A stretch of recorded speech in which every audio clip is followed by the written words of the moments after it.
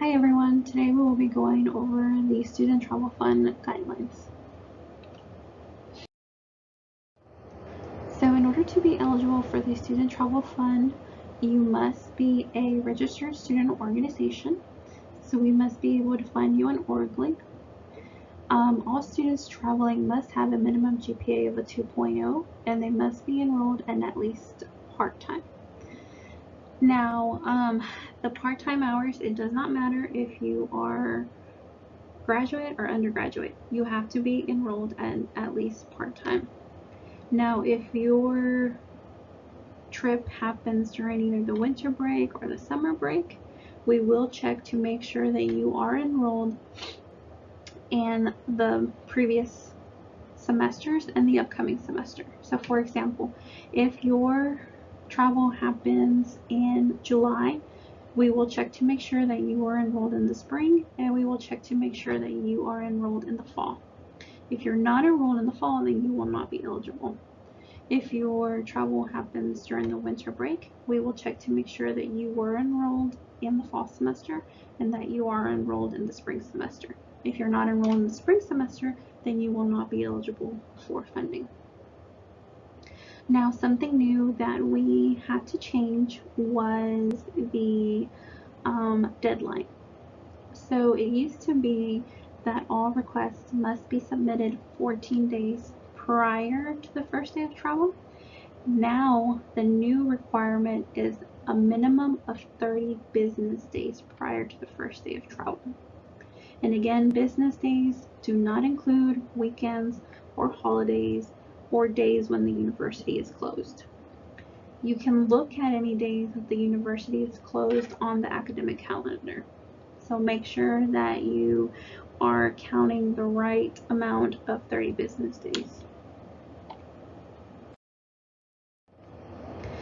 Now, as we mentioned last year, at the beginning of this academic year, the Student Travel Fund was limited on funding, and we are in the same situation for the new academic year. So it is very, very important that you start fundraising now.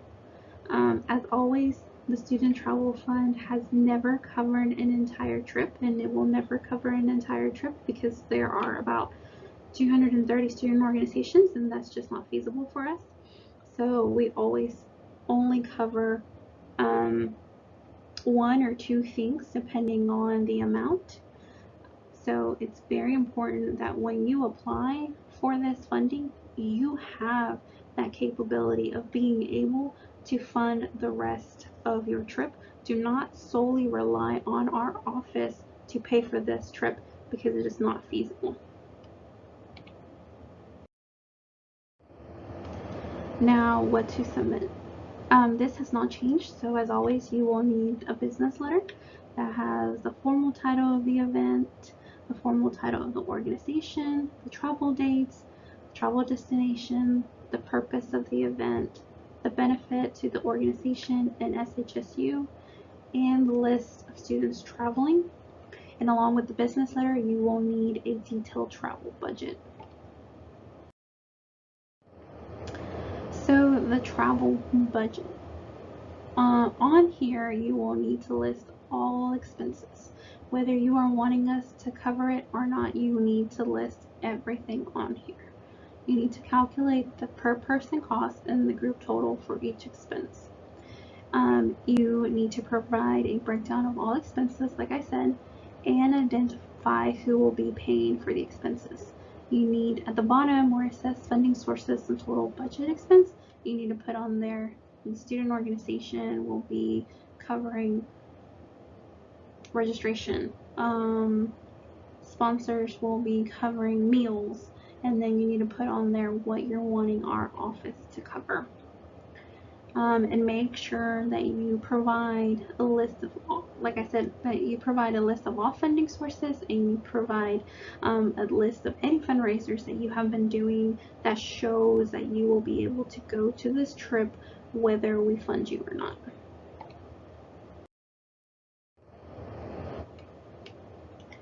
Now, some helpful tips and reminders. So how early can a request be submitted? Again, it is a minimum of 30 working business days before the first day of travel, not including weekends, holidays, or days when the university may be closed. How will I know if my organization has been awarded and what we were awarded for? So once you have been awarded, you will receive a email from our office to your SHSU email, or whatever email you provided on your travel request form, and it'll show on there what you're awarded for, and how much. Now, once you receive that email, you have 5 business days from the time that you receive that initial email to set up a meeting to meet with our office so that we can go ahead and start the paperwork. If we do not hear back from you within those 5 business days, then we hold the right to take that money back and then be able to put it back into our big pot and be able to award another student organization. What forms of travel does the Student Travel Fund cover? So student organization competitions, conferences, certain workshops. If you are not sure if the student travel will cover whatever type of event you're wanting to go to, please email us or give us a call, and we will let you know yes or no if we would be able to cover something like that. What expenses are not covered by the Student Travel Fund? So we do not cover meals, baggage fees, or any incidentals. And when will my organization be reimbursed for my travel expenses? If your organization is to be reimbursed for any expenses, reimbursement will only occur after the trip is completed. If actual costs are less than the awarded amount, then you will only be awarded for what we said we were going to cover. And any excess funding will be utilized to cover other student travel fund requests.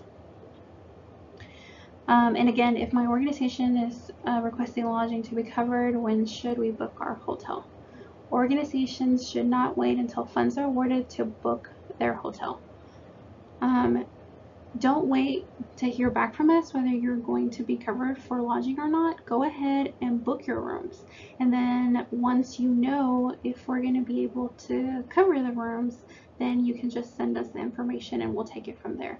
But don't wait for us to award you for you to go ahead and do that, because then you might miss out on any kind of conference rates or discounts that the hotel might have.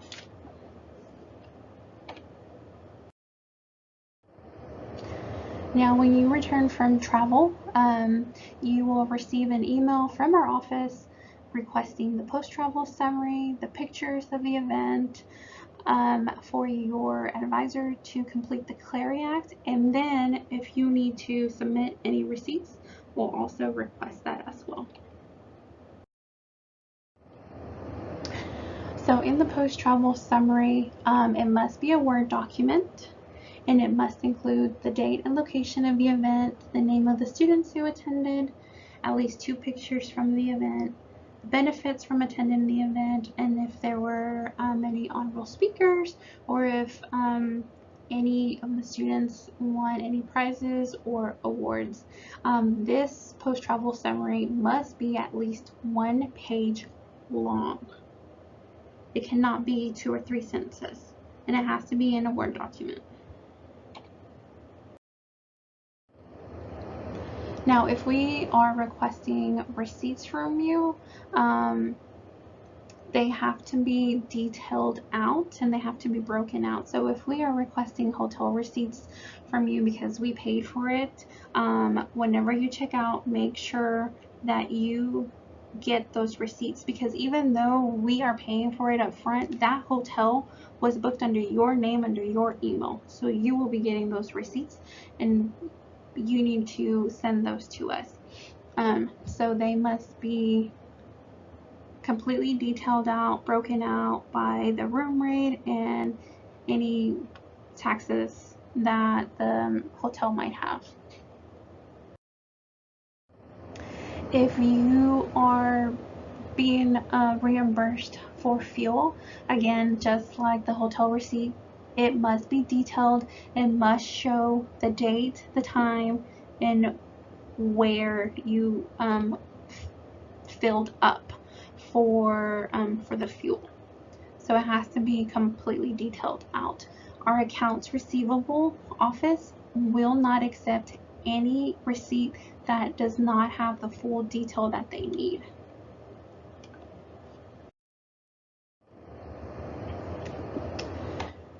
And if you have any questions, please feel free to either email our office or give us a call, and we can try to help you as much as you can.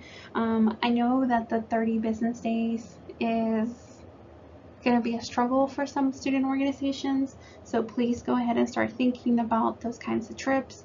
If you are running into any issues or any problems, please give us a call and we will try to work with you as much as we can. But again, just due to the limited availability of funds, due to how much goes on behind the scenes with all the paperwork that needs to be done on our end and the accounts payable end to get all of this done and ready for you to travel, we had to change it to 30 business days. So please feel free to reach out to us with any questions.